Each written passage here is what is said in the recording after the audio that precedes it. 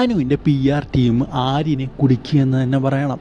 അതായത് ഇതിൻ്റെ ആവശ്യമില്ലാത്ത ചാറ്റുകൾ പുറത്ത് വിട്ടുകൊണ്ട്, ഇതൊക്കെ നോർമലി എല്ലാവർക്കും ഉള്ള ചാറ്റുകളാണ്, അതൊക്കെ പുറത്ത് വിട്ടുകൊണ്ട് അനുവിൻ്റെ PR ടീം ആര്യനെ പക്ക കുടുക്കിയെന്ന് തന്നെ പറയാം. സോ ഈ ഒരു വീഡിയോയിലേക്ക് പോകുന്നതിന് മുമ്പ് നിങ്ങൾ ലൈക്ക് വളരെയധികം ഇമ്പോർട്ടൻ്റ് ആണ്. 200 ലൈക്കിൻ്റെ ടാർഗറ്റ്. സോ എല്ലാവരും ആ ഒരു ടാർഗറ്റിലേക്ക് എത്തിക്കുമെന്ന് വിചാരിക്കുന്നു.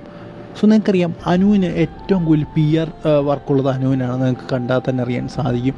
അതുപോലെ തന്നെ ഏറ്റവും കൂടുതൽ ഫാൻസ് PR വർക്കിലൂടെ കുറേ ഫാൻസിനെ കിട്ടി.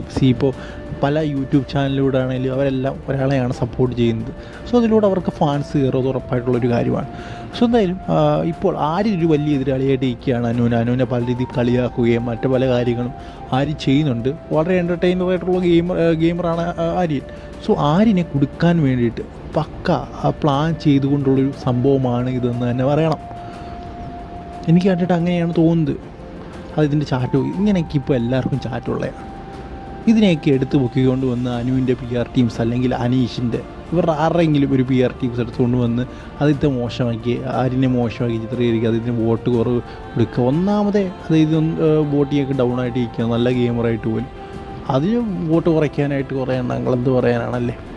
സോ കുറച്ച് കള്ളത്തരങ്ങളൊക്കെ കയ്യിലുണ്ടെങ്കിൽ പോലും ഒരു ഗെയിമർ എന്ന രീതിയിൽ, ബിഗ് ബോസിൽ ഒരു ഗെയിമർ എന്ന നിലയിൽ ആബ്സല്യൂട്ട്ലി ബെസ്റ്റ് പ്ലെയറാണ്. സോ ഇതുമായിട്ട് ബന്ധപ്പെട്ട് നിങ്ങളുടെ അഭിപ്രായം തന്നെ കമൻറ്റ് ബോക്സിൽ പറയാൻ ശ്രമിക്കുക. അടുത്ത വീഡിയോയിൽ കാണുന്നവർ ഗുഡ് ബൈ.